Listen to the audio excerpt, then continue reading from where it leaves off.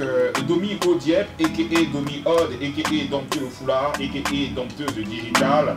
Bref, elle a plusieurs casquettes à son actif, mais celles qui nous intéressent sont spécialistes RP et réputation et stratège branding digital. Elle est dans le mot avec nous. Bon après-midi et bienvenue Domi Odd sur la radio. Ça va? Merci Fizil. Je te présente Anthony en face.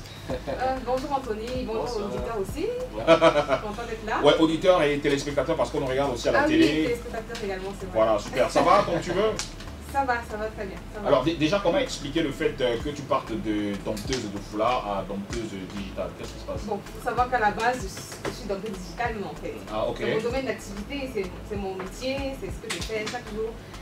Enfin, les stratégies que j'ai utilisées pour mettre en avant le mouvement dompteuse de foulard sont issues de compétences en fait à moi. Voilà, parce que je suis conseillère en communication digitale. Donc j'accompagne les entreprises, les personnes publiques et entrepreneurs à développer leur image de marque, à développer des concepts.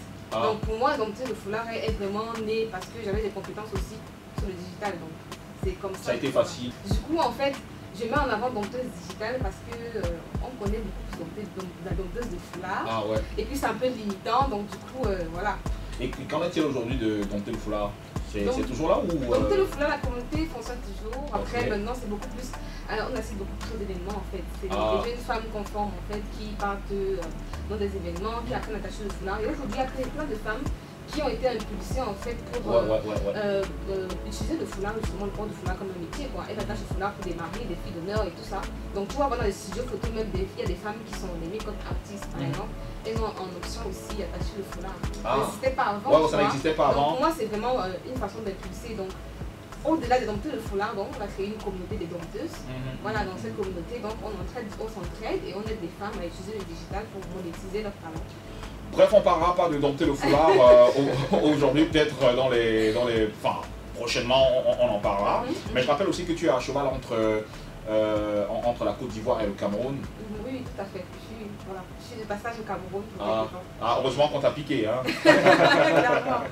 Alors, lorsque j'ai posté le visuel annonçant bien évidemment que tu seras notre invité, j'ai cité toutes tes casquettes, à savoir spécialiste RP, e-réputation, stratège, branding digital. Et les gens m'ont dit, wow, ça fait beaucoup de termes techniques. Qu'est-ce que ça veut dire en fait?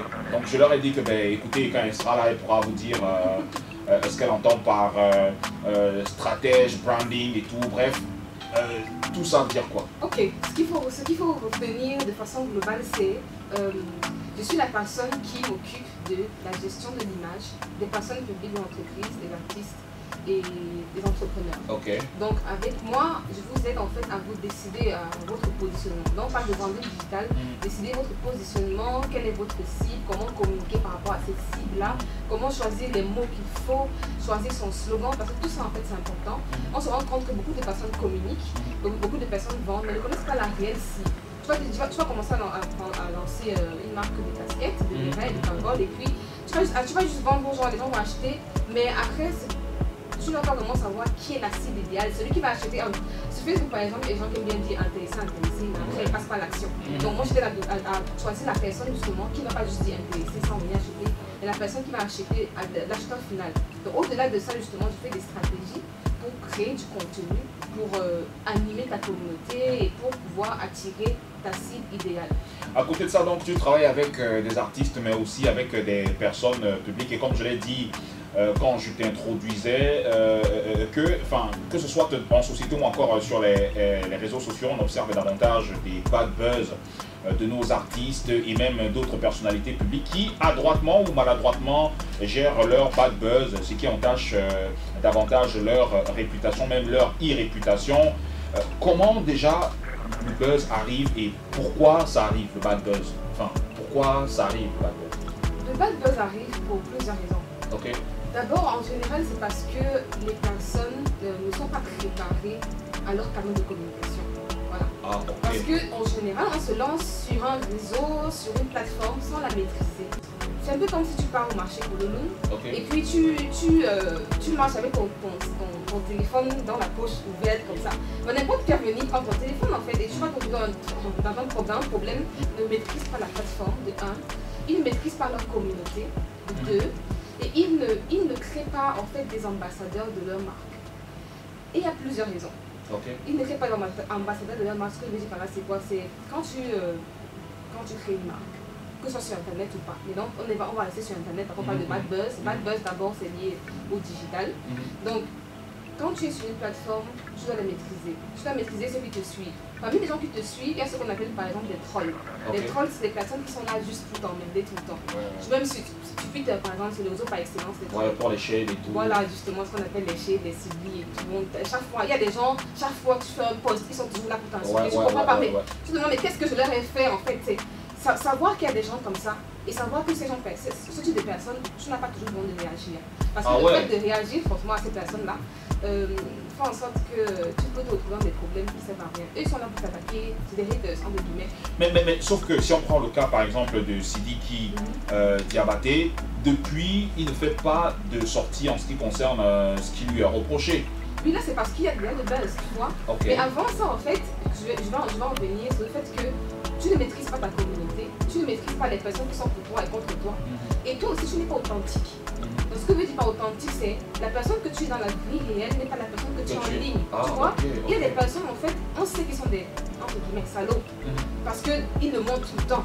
Dans la vie réelle, comme ailleurs. Tu vois, je ne vais pas citer certaines personnes, mais juste pour dire qu'il y a des personnes, on sait que leur forfait, même dans la vie réelle, ça a été voilà, des viols, des violences, des injures, des et donc du coup, quand on voit comment ils s'expriment sur les réseaux sociaux, on sait. C'est un peu du no-news. Voilà. Bon, forcément, ça va choquer certaines personnes et tout, mais ce ne sera pas... Je prends l'exemple de Longuelo. Je rappelle que Longuelo a demandé la libération de Sidiki Diabaté, oui, parlons-en. Effectivement, on parlait de Longuelo qui a demandé la libération de Sidiki Diabaté en insultant Mamacita. Il a dit qu'elle est une vendeuse de sexe, il a dit plein de choses sur elle. Et il n'a même pas, en fait, il oublie que lui-même, il a été condamné en Europe pour un viol sur une mineure. Il a juste vu quand on n'a même pas purgé sa peine. Donc quand un personnage comme ça se place sur Internet et insulte, ce n'est pas étonnant en fait pour nous. On sait que de toute façon, quand tu regardes par exemple les réactions des gens sur Twitter ou sur Facebook par rapport à sa sortie, les gens disent que vous attendiez quoi de Longuelo. C'est comme ça qu'il est. Tu vois, donc... Ça veut dire que sa personnalité... Il est authentique. On puisse lui dire en fait, hein, il est authentique. Après, tu peux être authentique et que c'est bon et que c'est négatif. Là, c'est autre chose. Mais moi, en tant que conseillère en image et conseillère en communication et gestion de crise, je te dirais, ce n'est pas bon d'être authentique dans ce sens-là. Parce qu'il y a des gens qui ne sont pas forcément authentiques, qui sont authentiques, mais qui ne reflètent pas qui ils sont vraiment. Dans ce cas, on ne va pas changer qui tu es, mais on va améliorer, on va montrer les meilleurs côtés de toi. Donc c'est pour ça que beaucoup de personnes font face à ce type de cas, comme Sidiki Diabaté. On ne savait pas qu'il était comme ça. Beaucoup de personnes découvrent ce plan de lui. Donc du coup ça blesse certains et puis... Voilà, pas certains, ça blesse tout le monde pratiquement, tu vois. Et du coup, le fait qu'il ne réagisse pas, en fait, lui-même, il ne rassure pas sa communauté. Parce que parmi les gens qui le suivent, il y a des gens qui l'aiment, des gens qui ne l'aiment pas. Comme je t'ai dit, il faut maîtriser sa communauté, maîtriser qui te suit. Qui sont les trolls, qui sont les vrais fans. Les vrais fans sont les ambassadeurs. Et les ambassadeurs, tu peux travailler avec eux en amont, pour anticiper un bad buzz. Pour que lorsque tu vois le bad buzz venir, ce soit eux qui te protègent. Et non après le bad buzz. Parce qu'en fait, ce qui se passe avec la presse Sidiki Diabaté, c'est maintenant tu vois en fait, bon, je suppose qu'une agence a pris le relais de sa communication. On espère. Non, je le sais parce que il y a une bonne vague d'influenceurs sur les réseaux sociaux qui ont commencé à faire des posts en disant libérons Sidiki Diabaté. Question d'arrondir un tout petit peu les angles et tout. Voilà, il faut des choses comme ça en fait. J'ai vu un visuel qui disait qu'il y aura une marche en fait, demain. Voilà, pour du côté du Mali et de la France. Oui, pour la libération de Sidiki Diabaté. Je me dis, mais oh là là, tu sens qu'il y a une entreprise derrière. Mais ils le font un peu tard parce que c'est dès que c'est sorti, dès qu'il y a eu les images, on n'est pas encore en train de parler de comment réagir. On est encore en train de parler de comment anticiper. Dès que les images, en fait, il aurait dû réagir. Mais avant tout ça, si tu sais que dans ta vie, honnêtement, quand tu sais que dans ta vie, il y a des choses que tu fais qui sont pas bonnes, qui sont peut-être pas positives, tu dois en parler à ton responsable de relations publiques ou alors gestion d'image, de branding. Donc quand tu en parles, en fait, oui, vas-y. Quand tu leur en parles, ils peuvent savoir maintenant comment traiter ça. Justement, mais sauf qu'on leur en parle très souvent quand on sait que le fait est déjà là. Avant bien évidemment de continuer dans cette mouvance, ce que je retiens donc de te dire, c'est que lorsqu'on est une personne publique, lorsqu'on est un artiste et tout, qu'on sache déjà qu'il y a des trollers d'un côté, il y a des ambassadeurs d'un côté, et que c'est des ambassadeurs qu'il faudrait entretenir pour que demain ou après-demain, s'il y a un bad buzz, que ce soit eux, qui soient ton bouclier. Effectivement, tu as créé une marque, tu as créé une communauté avec des ambassadeurs. Super. Maintenant, quand le bad buzz y est, certainement les artistes se tournent, ou alors les gens publics se tournent vers les agences de RP, naturellement, pour avoir des conseils. Est-ce que à ce moment, il se fait tard, ou alors est-ce que c'est le moment de les consulter? À quel moment il faut consulter qui exactement? Enfin, le bad buzz est là. Et on se rend compte qu'à chaque fois que le bad buzz est là, les personnalités publiques ou encore les artistes se tournent bien évidemment vers des agences pour demander conseil. Alors, à quel moment est-ce qu'on devrait leur demander conseil? Est-ce que c'est avant, quand on crée la page et donc quand il n'y a pas encore de buzz, ou alors c'est quand le buzz est déjà là qu'on va les conseiller? Dès le moment où tu envisages d'être une personne publique, dès le moment où tu envisages de te publier sur Internet, bon, on va dire, bon, les personnes là nous avons dit que moi je ne sens ça à rien, mais dès le moment où tu voudrais être une entreprise, une marque, une personne publique, un influenceur, un coach, etc., dès que tu vas parler, tu vas communiquer une identité, une culture, etc. sur Internet ou bien de façon publique, tu vas consulter une agence, tu vas consulter un consultant. Parce que il y a des questions qu'on pose en fait quand on veut se lancer sur Internet ou bien quand on va lancer une carrière publique. On se demande d'abord quels sont tes acquis, quel est ton passé, qu'est-ce que tu as fait de positif ou de négatif. C'est à partir de ça en fait qu'on peut rebondir. Il y a des choses qui ne sont pas forcément positives de certaines personnes et qu'on sait que la population ne prendra pas bien. Mais ce qu'on va faire, c'est qu'on va essayer d'une manière ou d'une autre de présenter ça autrement. Par exemple, j'ai été contactée pour élaborer une stratégie pour un homme candidat aux élections présidentielles en Côte d'Ivoire et même présidentielle au Cameroun en 2018. Et parmi ces candidats, il y avait des personnes qui ont des atouts que le public n'aime pas forcément. On va par exemple, pour quelqu'un comme Joshua aussi, on va dire que lui, il a de l'origine suisse, camerounaise et tout. Mais au lieu de dire que tout le monde sait qu'il a de l'origine suisse et même pas forcément ça.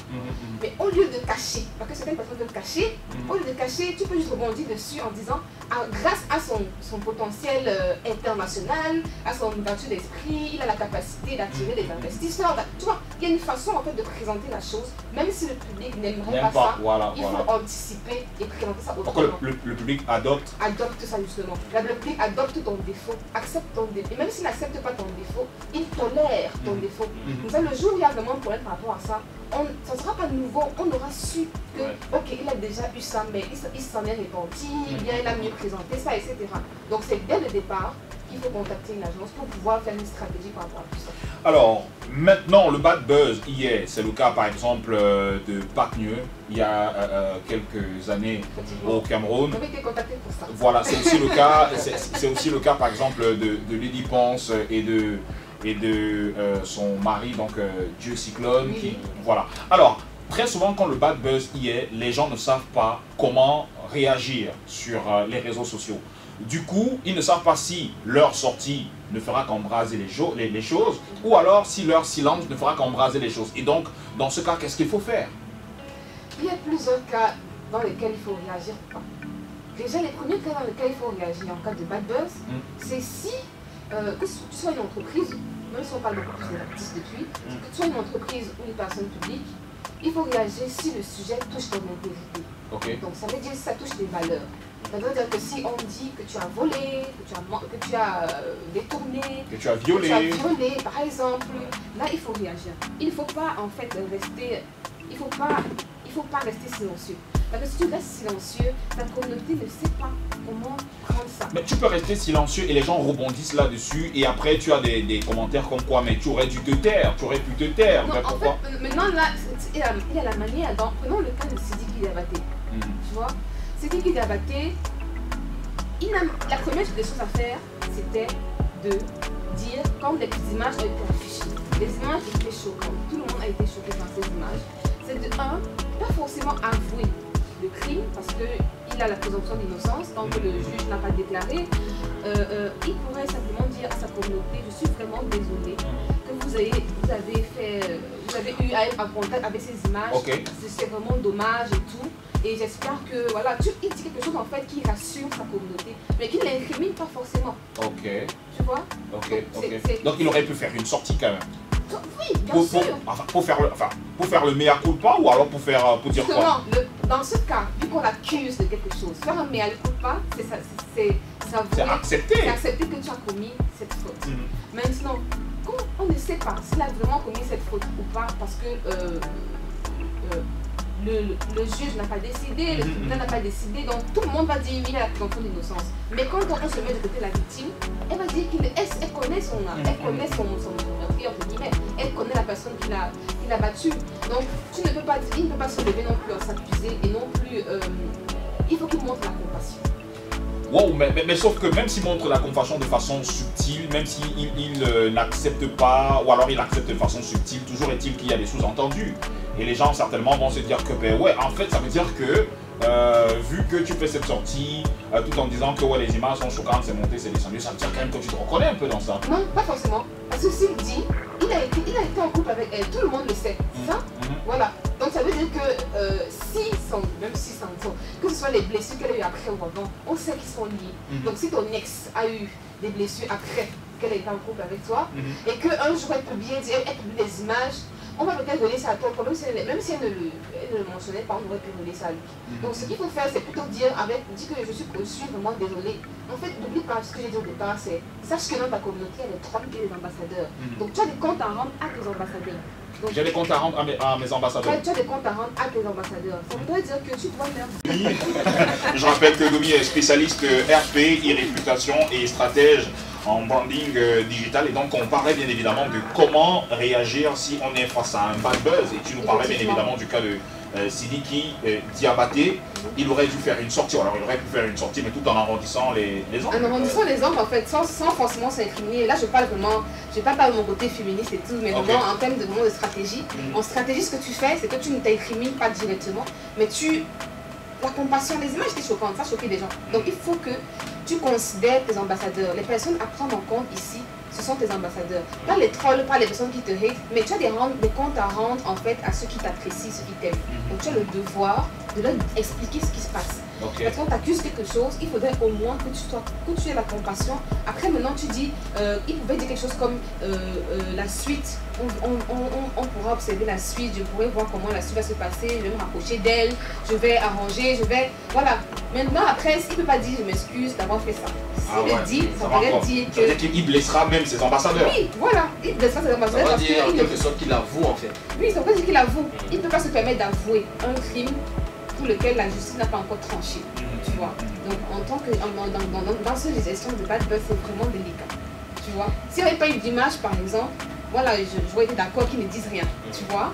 Mais le fait qu'on ait vu des images et des personnes qui étaient choquées, c'est encore plus dangereux. Mais est-ce que c'est très souvent évident? Prenons le cas par exemple des Pacgneux dernièrement qui ont reçu, mais alors toute une vague de critiques sur les réseaux sociaux, que ce soit les trollers ou encore les fans même qui ont été aussi blessés par leur attitude. Mais bon, on n'en parle plus aujourd'hui. Mais est-ce que c'est très souvent évident d'avoir, comment je vais dire, la réaction, la bonne réaction? Est-ce que c'est très souvent évident? Parce que très souvent aussi, derrière nos téléphones, c'est des humains. C'est-à-dire qu'on ne peut pas t'insulter sans que tu ne réagisses. Et c'est pour ça justement qu'on dit, c'est pas aux artistes de gérer leur communication. C'est pas à eux de poster à leur place. Je veux dire, il y a des gens qui doivent poster à leur place. Ils ne doivent pas décider d'eux-mêmes ce qu'ils doivent poster ou pas. Je veux dire, c'est pas à eux de gérer ça.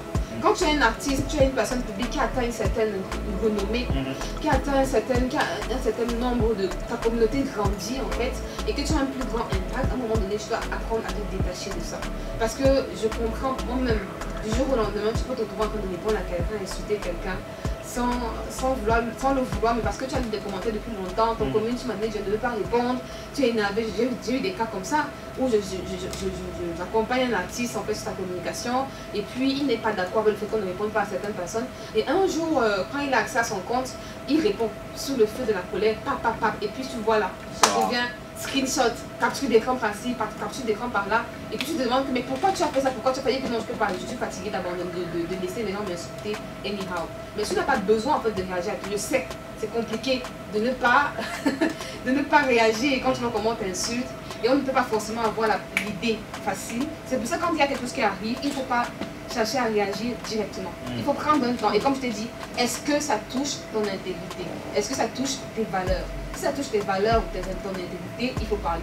Si ça touche ton produit, dans ton utilisation par exemple, si tu es quelqu'un qui vend des vêtements et on dit que tu vends des vêtements qui sont fabriqués par des enfants esclaves en Afghanistan, tu vois, oui, il faut en parler parce que c'est des valeurs, tu vois. Quand c'est des choses qui touchent vraiment les sentiments, la sensibilité humaine, il est important d'en parler. Maintenant, après, ça peut être des personnes qui font des retours clients sur un produit, sur toi, sur ta chanson. Ah, les gens vont d'avoir leur avis. Je vois par exemple des trucs comme le son de Salné. Imagine qu'il commence à répondre à toutes les personnes qui disent que oh, il a sorti quoi comme ça, oh, il a dit quoi. Est-ce que justement en parlant de Stanley Eno, est-ce que tu penses qu'il a bien, il a bien géré toutes les vagues de critiques? Pour moi, il a bien géré. Pour moi, il a bien géré en fait. Mais qu'est-ce qu'il a fait? Parce que il a répondu, il a même insulté certains, mais après il est aussi resté calme. Oui, enfin, tu vois. Ou alors, d'aucuns disent même que c'est le buzz de Daphné qui est venu éteindre celui de Stanley, sinon il serait toujours en train de lire l'heure. Tu penses qu'il a bien géré selon toi? Bon, pour moi, enfin, on n'a pas eu le temps. Tu sais, quand un bad buzz arrive, il y a un temps de développement. Tu vois, il y a un temps il y a le temps de naissance. Après le temps de développement et puis il y a le temps d'éclaboussure. Vraiment, c'est là que ça va dans tous les sens. Je pense que son bad buzz était encore au niveau du développement. On n'était pas arrivé au niveau où ça va vraiment dans tous les sens. Je pense que c'était vraiment encore en train de germer doucement. Donc, on ne peut pas vraiment dire s'il a bien géré ou pas parce qu'on n'a pas vu le bad buzz s'étaler un peu comme comme tu as dit tout à l'heure, descendre aux enfers. Donc, on n'a pas eu le temps de voir en fait à quel point ce bad buzz par rapport à sortir son fond devait aller quoi. Mais est-ce que tu penses que le buzz de Daphné quand même est venu atténuer les choses? Oui, je pense aussi. Okay. Oui, bien sûr, parce que attendez, écoutez quand même. Oui, tout le monde a posté sur Daphné et tous les autres artistes ont posté sur elle. Donc du coup, on a oublié un peu le cas Stanley. Oui, bien sûr. Mais moi, j'aimerais savoir, je vais te demander ainsi, c'est que lorsque tu es un artiste qui a un certain niveau, sur le digital, lorsqu'on t'attaque, est-ce que c'est important d'avoir un webmaster pour pouvoir gérer ta communication digitale ou alors tu es obligé de te lever toi-même pour répondre à ces internautes ou je sais pas trop quoi? Bon, il faut avoir un community manager. Comme je disais tout à l'heure, en fait, tu as dit webmaster, mais en fait, dans ce cas, on parle de community manager. Donc, celui qui gère la communauté, celui qui gère les pages des réseaux sociaux. Donc, dans ce cas, il faut avoir une personne qui va t'aider à analyser ce à quoi il faut répondre ou pas. Après, tu vas me dire que, voilà, certains artistes n'ont pas l'argent pour payer ça, c'est un peu compliqué. On va y arriver, on va y arriver. Mais en fait, il faut avoir une personne. C'est mieux parce que toi, l'artiste, en fait, ou alors la personne publique, elle doit s'occuper de son travail. La communication, c'est pas son truc, c'est pas son job en fait. Il faut qu'elle ait le temps de s'occuper de son art. L'artiste doit avoir tout le temps, toute l'inspiration nécessaire pour faire ce qu'elle a à faire, ce qu'il a à faire. Mais s'il doit entre-temps passer le temps à répondre, parce que je sais ce que c'est. Quand tu es sur Twitter, là, par exemple, sur Facebook, pas les commentaires haineux, tu veux seulement répondre, ton cœur chauffe, tu veux seulement répondre, tout ça, ça te bouffe les Alors, je vais te prendre un autre exemple. Il arrive très souvent qu'il y ait des personnes qui fassent du chantage à des personnes publiques. Je vais prendre un exemple. X détient par exemple les nudes de Y et X fait du chantage à Y en disant que bon ok, si vraiment tu ne viens pas me voir pour X ou Y raison, dans 2 jours tu vas voir tes nudes en plein, sur la toile. Et donc Y, qu'est-ce que Y fait? Y prend ses nudes et poste elle-même en disant qu'il y a quelqu'un qui me dit qu'il va poster et tout, et donc voici les nudes, voilà. Est-ce que c'est une bonne démarche? Ça veut dire que, est-ce que en postant moi-même mes nudes, tout en brandissant un message comme quoi il y a quelqu'un qui me fait X ou Y et tout, est-ce que c'est casser un tout petit peu l'élan de la personne, du maître chanteur, ou alors est-ce que c'est la bonne approche de pouvoir poster ses nudes soi-même? Honnêtement, c'est délicat, mais je pense que c'est une meilleure approche parce que, en fait, je t'explique pourquoi. Si tu es fidèle, aujourd'hui on apprend. Quand même. Si aujourd'hui on apprend qu'elle est nulle quelque part et que c'est publié sans que tu ne parles, va faire du buzz de oh, les filles ils sont dehors et tout. Et toi, il faudra que tu cherches là comment réagir, comment anticiper, comment rebondir dessus, comment tu vas comme ça réfléchir. Pourtant, si tu, comme je t'ai dit, il y a les trolls et les ambassadeurs. Donc si tu viens et tu dis ma communauté, vraiment, je fais passer un problème, voici, bon, après tu peux pas se cacher un peu de petites parties, machin. Et tu dis voilà, ma communauté, je fais face à ça, ça, ça. Ça dépend du message. Si tu publies juste que bon, quelqu'un me harcèle, voilà, je publie, c'est trop facile. Ce que je dois te faire, c'est que oui, tu expliques que oui, j'ai été, voilà, mon inconscient, mon intuition, ma naïveté m'a amené à faire, voilà. Mais autre face à ça, ça. Et si tu te rends compte qu'on a publié tes nudes et que sont tes nudes, est-ce que tu vas, tu vas faire une sortie pour dire effectivement que ouais, ce sont mes nudes et donner les raisons pour lesquelles les nudes sont dehors? Honnêtement, pas toujours, tu n'es pas toujours obligé de parler parce qu'il y a des fois en fait, il y a des buzz, tu vois, aujourd'hui sur internet, c'est plus buzz, c'est pas buzz, c'est pas buzz. Ouais. Donc parfois tu peux sortir là, tu vois, en 2 jours ça s'éteint. Ah, justement, la durée d'un bad buzz peut prendre combien de temps? Parce que très souvent, quand tu es victime d'un bad buzz, tu pries pour que ça s'arrête. Il y a un autre qui vient. Voilà. Et donc, ça peut prendre combien de temps? Honnêtement, il y a des bad buzz qui peuvent prendre 4 heures, 8 heures, 24 heures, une semaine, 2 semaines, 1 mois. Ça dépend de la quintessence. Bien sûr, bon, il y a des bad buzz qui font au maximum 1 mois. Tu vois celui sur Will Smith. Ok. Et voilà, Entanglement. Et voilà, Jada. Tu vois qu'elle, en fait, son bad buzz, ça fait pratiquement 1 mois. Ok. Ça fait pratiquement 1 mois parce que voilà, le gars, il s'appelle comment encore là?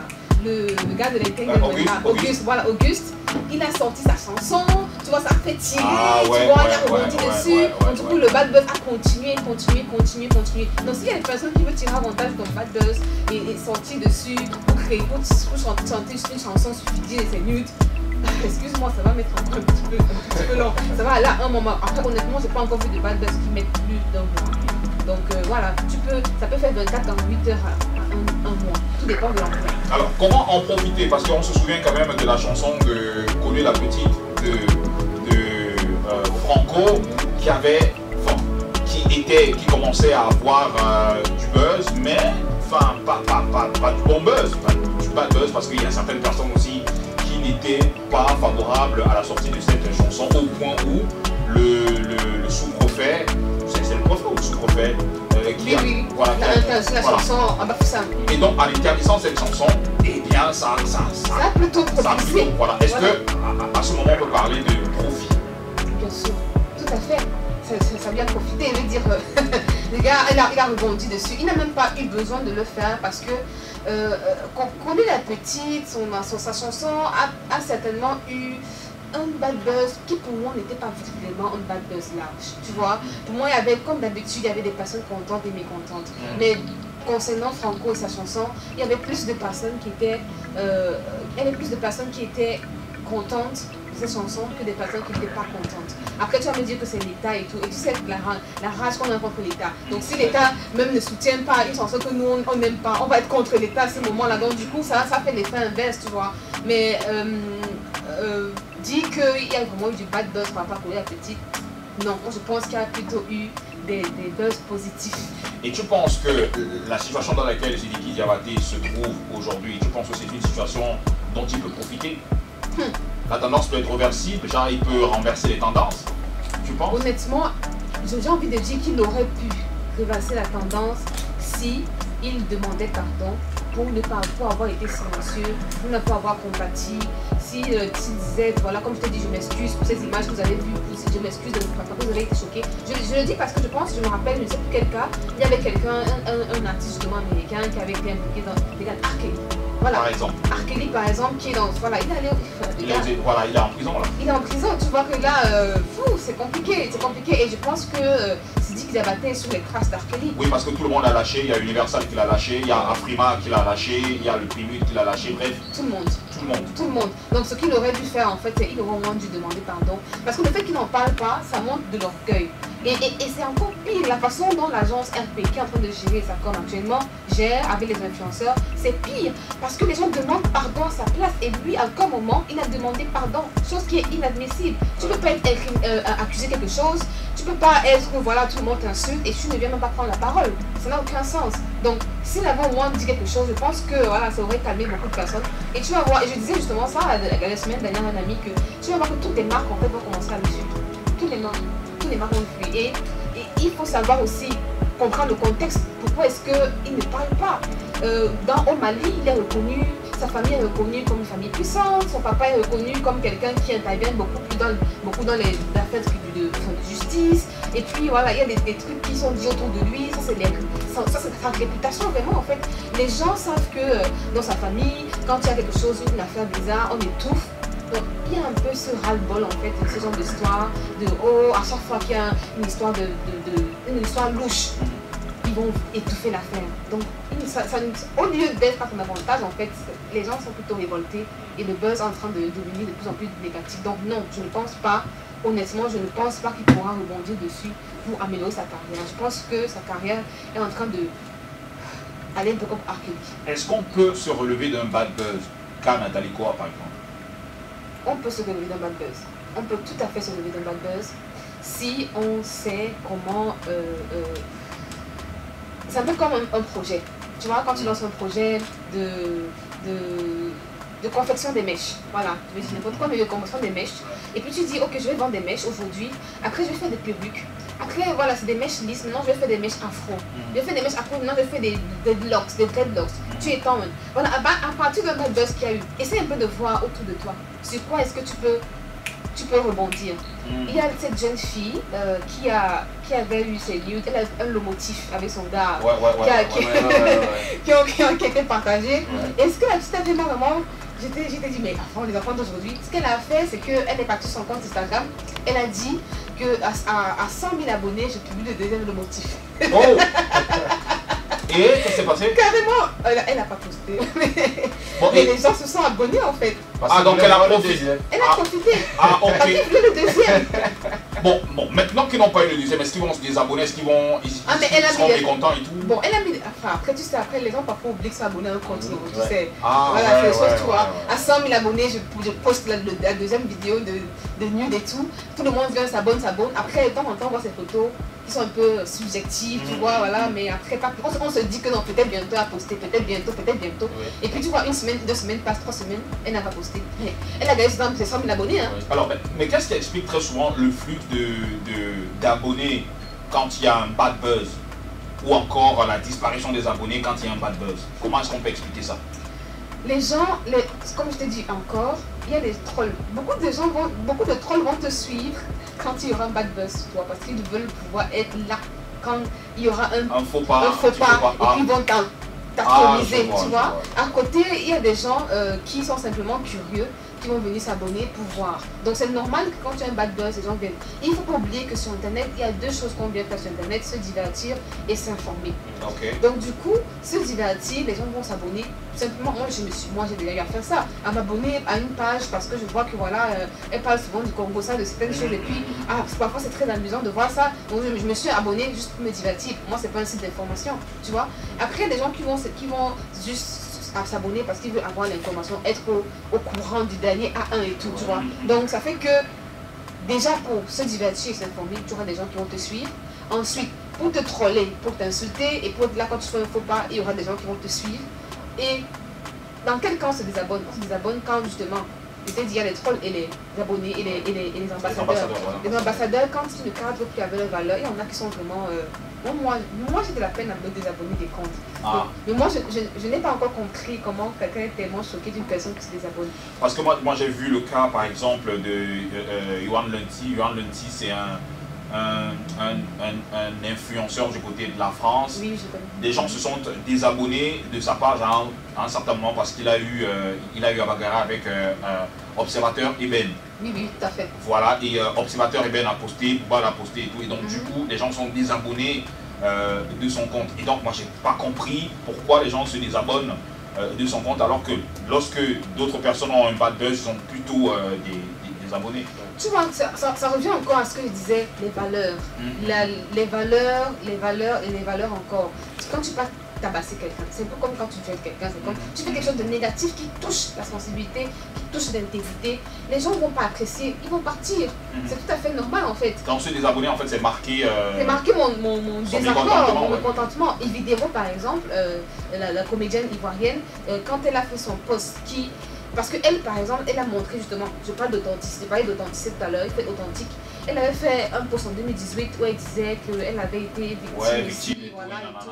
Elle va me rédiger un livre dessus et tout. Et puis je trouve 2 ans plus tard, elle vient, elle demande pardon. Donc c'est la cohérence, elle n'est pas cohérente. Elle n'est pas du tout cohérente. Et du coup, elle me dit, mais je suis quelle personne fake comme ça. Il y a des personnes qui sont intransigeantes sur Internet. Hein. C'est quelle personne fake comme ça, moi je me désabonne. Voilà. Donc, quand tu n'es pas cohérent, c'est pas cohérent en fait. Il y a des gens qui vont sur YouNC, en fait, ils vont dire que celui-ci, qu'est-ce qu'il fait comme ça, c'est pas normal, c'est pas cohérent avec la musique, par exemple. Tu vas voir un single là, qui sont toutes les femmes, qui voilà, et puis un jour, on le voit après dans ce genre de choses. Ah, mais les gens vont être déçus, tu vois, vont vraiment être déçus. Voilà. Des agences conseils. Est-ce que c'est abordable? Bon, après, je sais pas comment tout le monde travaille, mais je sais que. Il y a des façons dont les gens travaillent sur un contrat d'1 an, et si je te suis, et puis comment est-ce que je fais des échanges de services. Après, les échanges de services, c'est limite, tu vois, mais il y a des personnes, des consultants comme moi, par exemple, qui vont te dire que tu payes une caution, tu payes une caution sur l'année, et puis après, quand on sait qu'il n'y a pas en général, il n'y a pas souvent les bad buzz facilement. Ça veut dire que si je paye une caution, je te suis toute l'année, à tout moment, tu as un bad buzz, en fait, je vais être là, tiens, s'il y a un problème, tu réfléchis, tu ne sais pas comment aborder une question, je vais te suivre. Mais ce qu'il faut savoir, c'est qu'on a l'impression qu'on contacte les conseillers, les responsables de gestion de crise uniquement quand tu as un bad buzz. C'est une erreur en fait. Il faut le faire pour pouvoir établir ton personal brochure. On appelle ça ta brochure personnelle en fait, qui montre qui tu es, dans quel cas et tout, qui montre tout. En fait, il faut être tellement extrémiste quand tu veux te lancer dans ta carrière et tout. Il faut tellement extrémiste que tu ne peux pas envisager tous les bad buzz que tu peux avoir. Donc c'est bien d'avoir le conseil de quelqu'un qui va te dire voilà ce qu'il peut avoir. Dans le cas, il y a ça, il faut faire comme ci, dans le cas, il y a ça, comme ci. Et puis il te donne, c'est comme une stratégie qu'il te donne. Et puis à tout moment, si le cas de bad buzz arrive, tu implémentes. Et comment te dire que ok, bon, je vais te faire un cas particulier, ok, fidèle. Ton image c'est ça, ton positionnement c'est ça, dans quel cas tu peux avoir un bad buzz, au cas où tu fais ça. Donc si tu fais ça avec un bad buzz, voici comment tu peux réagir, je donne tous les scénarios possibles, toutes les probabilités, et tu me payes, je vais payer 100, 150, 200, 250 000 ou un peu plus, et tu sais que toute l'année tu peux utiliser ça. Maintenant si tu fais un truc qui va au-delà, on peut s'arranger maintenant à la mienne. Tu vois, donc je pense qu'il y a un sacrifice à faire, et se dire que voilà, j'en ai vraiment besoin, on ne sait jamais. Mais même au-delà de ça, on ne consulte pas un conseiller RP, relations publiques ou gestion de crise uniquement parce qu'on envisage un bad buzz. On peut le faire aussi parce qu'on voudrait développer une certaine image meilleure, positive, on voudrait développer ses partenariats, on doit développer sa communauté, parce que le responsable de mon domaine, il va te dire que voici comment tu peux développer tel type de partenariat avec telle personne, tel artiste, telle entreprise, avec eux tu peux faire ça. C'est comme un profil de carrière qui te fait en fait, tu vois, un profil d'image. Bon bah merci en tout cas d'être passé par ici, j'espère que tu es encore au Cameroun. Oui, je suis encore là pour à peu près 2 semaines. Ah mince, 2 semaines. Et comment est-ce qu'on fait pour te joindre si jamais quelqu'un nous écoute, si une entreprise nous écoute, si une star nous écoute et voudrait bien évidemment que tu gères ces RP, comment est-ce que... Vous pouvez déjà me contacter sur ma page Facebook, Dominique Odieb, et également sur LinkedIn, Dominique Odieb, H-O-D-I-E-B. Voilà. Et puis, je peux donner mon contact directement. Ouais, vas-y. 237, plus 237, 672, 36, 46, 48. Je réitère. 672, 36, 46, 48. Et quand tu n'es pas au pays, comment est-ce qu'on fait? C'est le même numéro WhatsApp. Voilà. Ah, ok. Numéro WhatsApp sans problème. Ou alors on adresse email dominique.odieb@gmail.com. Odieb, ça s'écrit H-O-D-I-E-B. Et Dominique avec un Q-U-E. Ah, la précision. On vaut la peine. Merci en tout cas, Dominique, d'être passé par ici. Je rappelle que tu es spécialiste RP, e-réputation et stratège en branding digital. J'espère nous espérons t'avoir avant que tu ne partes pour parler de personal branding. Parce que les artistes aussi ont besoin de se brander, c'est super important. Oui. Et jusqu'ici, la personne qu'on voit respecter ce genre de canon, c'est Stanley et non? Effectivement, oui, tout à fait. Super. C'est la meilleure, la personne qui a vraiment, tu sens qu'il a un positionnement, qu'il est en train de suivre. et qui ne lâche pas en fait, peu importe ce que les gens disent. Super. Tu vois, donc comme le personal branding va de la façon de parler, la façon de se positionner, à quoi est-ce que tu réagis ou pas, le vestimentaire, mais aussi la façon dont tu présentes à la presse également, ça compte beaucoup. Parce que quand on parle de personal branding, les gens pensent que c'est forcément sur Internet. Le personal branding à la base, ce n'est pas sur Internet. Quand on parle sur Internet, on parle de réputation. Tu vois, donc le personal branding, en fait, c'est vraiment comment est-ce que tu développes ta réputation hors ligne. Les événements que tu assistes, les symposiums, les concerts, les émissions radio, où est-ce que tu vas, qui tu fréquentes, dans quel milieu tu vas, tout ça. Ah, c'est large, hein? C'est assez large. Quand on parle de personal branding, je vois des gens disent, parfois tu postes une belle photo, on dit, oh, le branding de ça. Le branding, c'est pas les belles images, c'est bien au-delà de tout ça, c'est vraiment stratégique. Merci en tout cas d'être passé par ici. Merci beaucoup, j'espère que vous avez apprécié mon Ah, passage. écoute.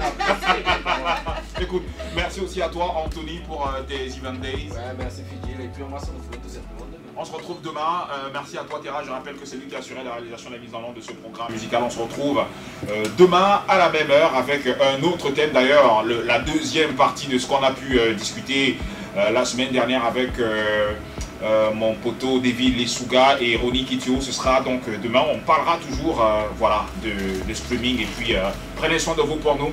À demain.